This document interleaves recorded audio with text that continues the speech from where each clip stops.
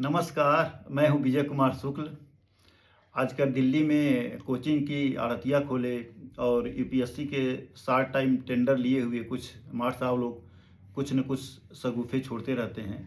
उनको दिन प्रतिदिन एक नई बोतल चाहिए जिसमें वो पुरानी शराब को बेचकर और लाइक, कमेंट और व्यूज़ बढ़ाकर और वायरल हो सकें और अपना एल्गोरिदम मजबूत कर सकें। उसी में से एक मार साहब ने अभी एक शगुफा छोड़ा है कि भारत में जो एआई चैटबॉट को ट्रेंड कर रहा है वो अपर क्लास है। तो मैं इसको थोड़ा-सा एक अलग पहलू पर विचार करना चाह रहा हूँ। ये बहुत पहले दार्शनिक थे भारत में, गौतम बुद्ध से पहले। उनका नाम था कपिल कपिल मुनि।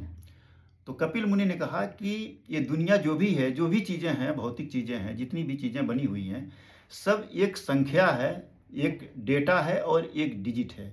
दुनिया में डेटा के अलावा कुछ भी नहीं है। बाद में उसी बात को इसी वजह से इनको कपिल मुनि को जो है सांख्य दार्शनिक या इनके दर्शन को सांख्य दर्शन कहा जाता है कि सारी चीज़ें दुनिया में जितनी भी भौतिक चीज़ें हैं वो संख्या से बनी हुई हैं। इसी तरह से बाद में गौतम बुद्ध ने कहा कि जो भी चीज़ें हैं, सारी चीज़ें दुनिया की वो शून्य हैं और उसको हम तभी तक कोई महत्व देते हैं या तभी तक उसका कोई महत्व है जब तक कोई सापेक्षिक रूप से उसको पुष्टि न कर सके। जैसे कोई चीज़ बड़ा इसलिए है कि कोई चीज़ छोटा है। जब तक कोई चीज़ छोटा नहीं रहेगा तब तक कोई चीज़ बड़ा नहीं हो सकता है। कोई जैसे मैं बोल रहा हूँ इसलिए बोल रहा हूँ कि कहीं कोई न कोई मौन है। अगर मौन का अस्तित्व खत्म हो जाए तो फिर बोलने का भी अस्तित्व खत्म हो जाएगा।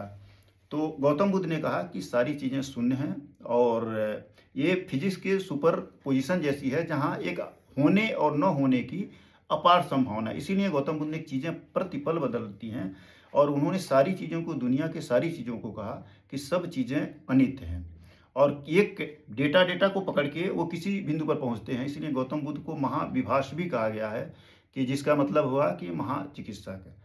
अब जैसे कोई भी जो डेटा आता है समाज चैटबॉट पे या कोई भी कंप्यूटर पर जो डेटा आता है वो उस देश के सामाजिक, आर्थिक, राजनीतिक, भौगोलिक या सांस्कृतिक परिस्थितियों से आता है। कोई भी जो डेटा है वो उससे लिप्त होके ही आता है और उसी से हम समझ सकते हैं। ऐसे ही कि जैसे कोई चीन में जाकर थियाननमेन चौक के बारे में चैटबॉट से पूछे तो वो चैटबॉट क्या जवाब देगा आपको पता है। निश्चित रूप से वो जो जवाब होगा वो प्रो गवर्नमेंट होगा। इसी तरह से कोई भी अगर किसी भी चैटबॉट जो उत्तरी कोरिया में जाके किम जोंग उन के बारे में पूछे तो आपको अंदाज़ा हो सकता है कि वो चैटबॉट क्या जवाब देगा। तो किसी भी डेटा का जिस सामाजिक ग्रुप से वो आ रहा है तो उसका तो असर रहेगा ही रहेगा। और जैसे जो डेटा काम करता है एल्गोरिदम पर, कोई अगर ब्राह्मण या कोई अपर क्लास का आदमी अगर सिलिकॉन वैली में जाके और उससे कोई डाटा क्रिएट हो रहा है और वही एक अपर क्लास का आदमी किसी रेलवे स्टेशन पर भीख मांगने वाले से जो डाटा ट्रेंड हो रहा है, क्या दोनों अपर क्लास के या किसी भी ब्राह्मण के डाटा एक ही होगा? नहीं होगा, अलग अलग होगा।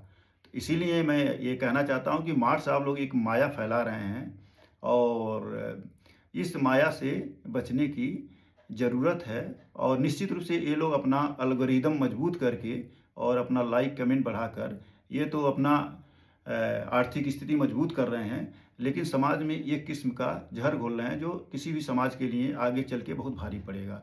थैंक यू, धन्यवाद।